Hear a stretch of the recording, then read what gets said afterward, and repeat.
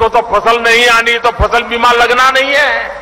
पहली बार देश में दिल्ली में ऐसी सरकार बैठी है, इसने ऐसा प्रधानमंत्री फसल बीमा योजना लाए हैं कि प्राकृतिक आपदा के कारण अगर बुआई नहीं हुई तो भी उसका हिसाब लगाकर उसको मिनिमम बीमा का पैसा दिया जाएगा।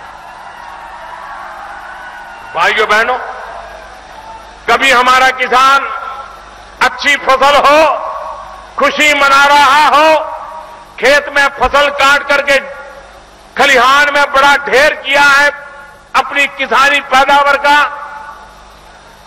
अब वो इंतजार कर रहा है कि कोई ट्रैक्टर मिल जाए और ट्रैक्टर में सामान रख करके बाजार में मंडी में जाकर के बेच करके आ जाऊंगा। अब उसको ट्रैक्टर आने में देर हो गई, 2-4 दिन 5 दिन, ट्रक आने में देर हो गई, मंडी सामान पहुंचाने में मुश्किल हो गया और अचानक बारिश आ गई। सारी फसल तैयार है, खेत में ढेर पड़ा है, फसल का बीमा कहां से मिलेगा? क्योंकि सब पूरा हो गया था। ये दिल्ली में ऐसी सरकार है जो किसानों की चिंता करने वाली सरकार है। हमने प्रधानमंत्री फसल बीमा में योजना बनाई कि फसल की कटाई के बाद जो फसल का ढेर है, अगर 15 दिन के भीतर भीतर कोई प्राकृतिक आपदा आ गई और किसान का नुकसान हो गया तो उसका बीमा भी मिलेगा। भाइयों बहनों, आप मुझे बताइए भाइयों, बुआई से लेकर के कटाई तक हर परिस्थिति में बीमा देने की ताकत ये दिल्ली में बैठी हुई सरकार लेकर के आई है। लेकिन मैं दिल्ली की सरकार को कहना चाहता हूं, अगर अब झगड़े शांत हो गए हो, आपके पास समय हो, यहां के गरीबों की चिंता करने की फुर्सत हो, किसानों की चिंता करने की फुर्सत हो, तो उत्तर प्रदेश सरकार ये प्रधानमंत्री फसल बीमा योजना उत्तर प्रदेश में लागू करवाएं, यहां के किसानों को जरा लाभ मिले। खर्चा दिल्ली सरकार करने को तैयार है, काम करने के लिए उत्तर प्रदेश की सरकार कुछ करे। मुझे नहीं लगता है कर पाएंगे, उनको इसमें इंटरेस्ट ही नहीं है। भाइयों, समस्याओं का समाधान करने में इंटरेस्ट नहीं है।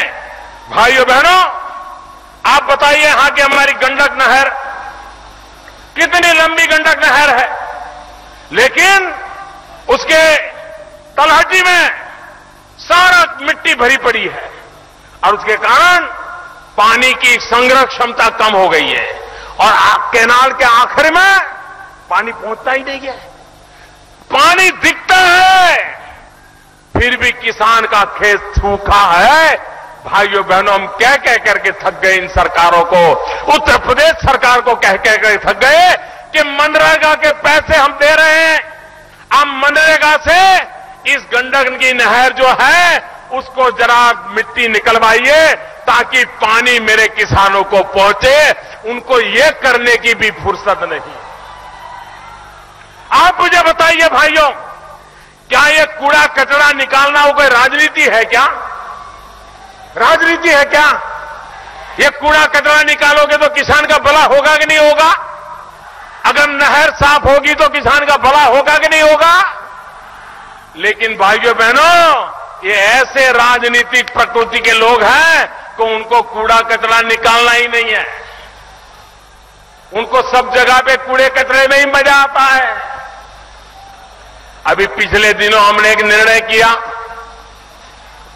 भ्रष्टाचार के खिलाफ, काले धन के खिलाफ 500 और 1000 की नोट बंद कर दी।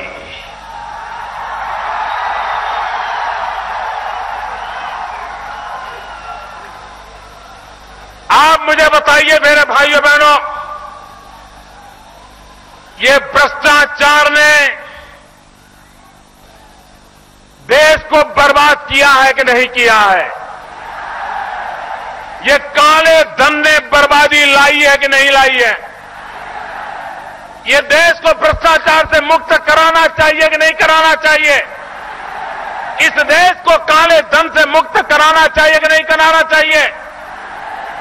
किसी ने तो कदम उठाना चाहिए कि नहीं उठाना चाहिए?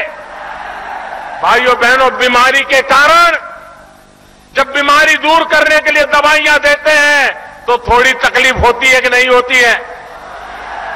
आज मैं देश का आभार व्यक्त करने आया हूं। भगवान बुद्ध की इस धरती से मैं देशवासियों का आभार व्यक्त करता हूं, क्योंकि यही तो महापुरुष थे जिन्होंने हमें संयम का मार्ग सिखाया है। यही तो महापुरुष है, यही तो महात्मा गांधी की धरती है जिसने हमें ट्रस्टीशिप का सिद्धांत सिखाया है। भाइयों बहनों, दूसरों का लूट करके जमा करने वाले लोग क्या कभी किसी का भला करेंगे? हक का पैसा हर एक को मिलना चाहिए, लेकिन लूट का पैसा मिलना चाहिए क्या? ये सरकारी खजाने में जमा होना चाहिए कि नहीं होना चाहिए? और इसलिए भाइयों बहनों, सरकार ने 8 तारीख को निर्णय किया है और मैंने देश से 50 दिन मांगे हैं। 50 दिन। पहले दिन मैंने कहा है कि तकलीफ होगी, जो बड़े बड़े हैं उनको बड़ी बड़ी तकलीफ होगी, लेकिन छोटे छोटे लोगों को छोटी छोटी तकलीफ तो होगी। मेरे भाइयों बहनों, ये देश की जनता को मैं नमन करता हूं। ये लोकतंत्र की ताकत देखिए। कल चीन के अखबारों ने लिखा है कि लोकतंत्र में कोई ऐसा फैसला लेने की हिम्मत नहीं कर सकता है।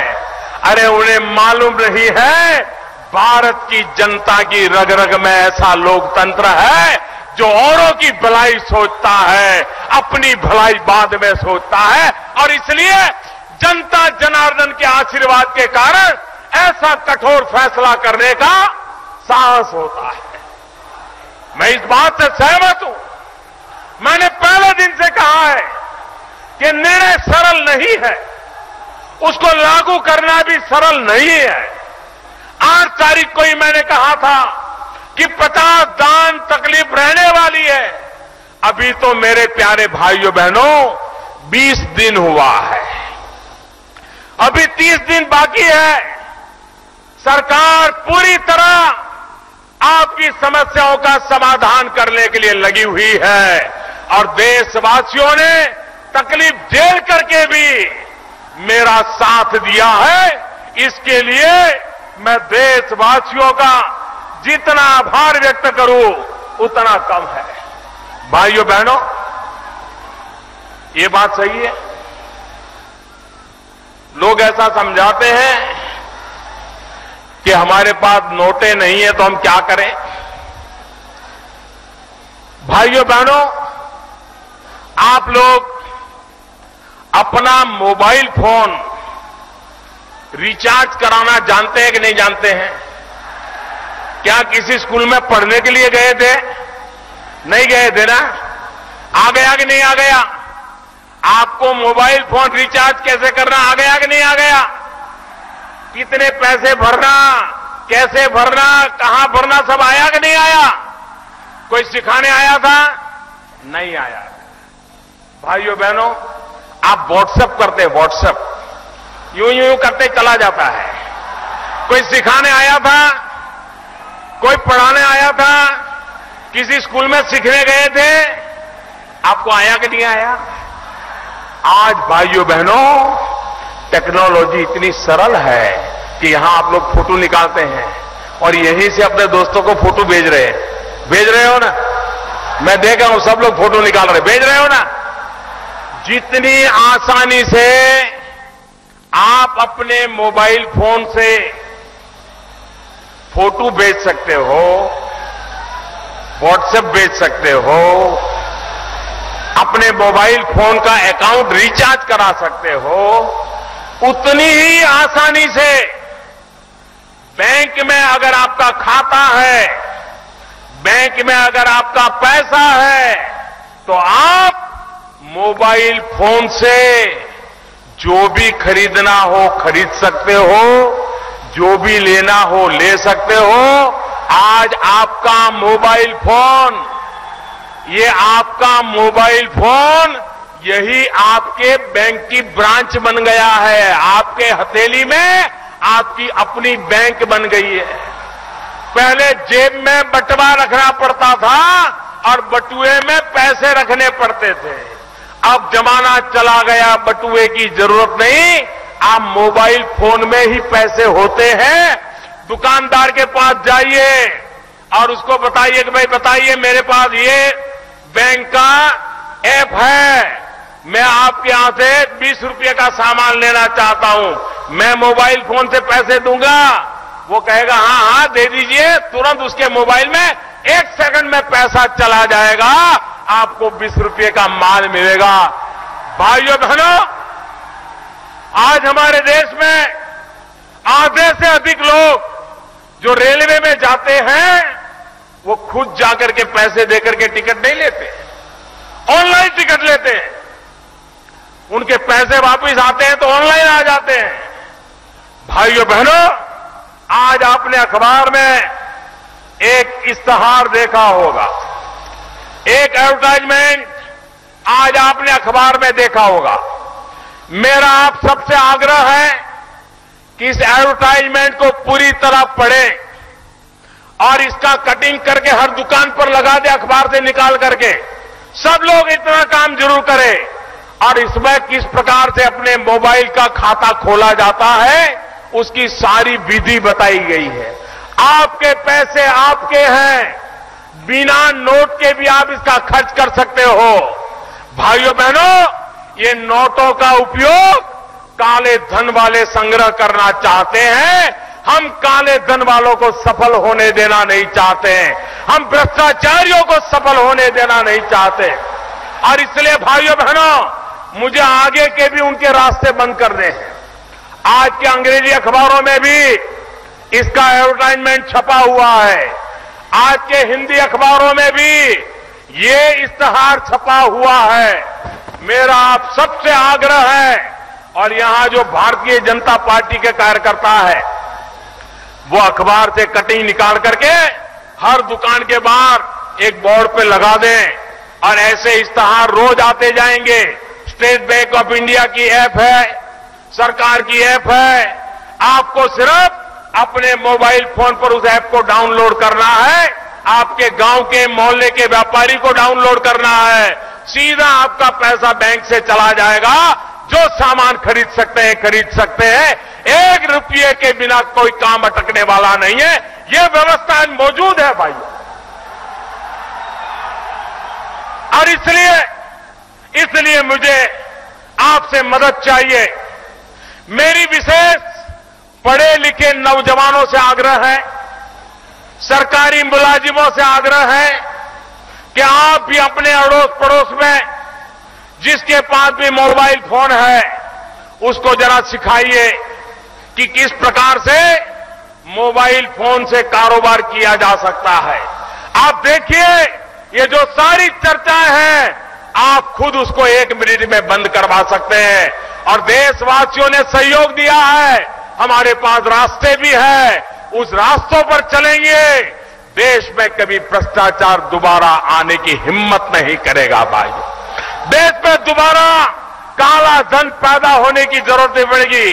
देश में नोटें छाप छाप करके ढेर करने की जरूरत नहीं पड़ेगी, और नोटों के बंडल किसी को बिस्तर के नीचे छिपाने की नौबत नहीं आएगी भाई। भाइयों बहनों, एक तरफ में भ्रष्टाचार का, भाइयों बहनों, एक तरफ सरकार, एक तरफ हम सब भ्रष्टाचार के सारे रास्ते बंद करने में लगे हैं, काले धन के सारे रास्ते बंद करने में लगे हैं, और दूसरी तरफ भारत बंद करने में लगे हैं। आप मुझे बताइए, भ्रष्टाचार का रास्ता बंद होना चाहिए कि भारत बंद होना चाहिए? पूरी ताकत से बताइए, भ्रष्टाचार का रास्ता बंद होना चाहिए कि भारत बंद होना चाहिए?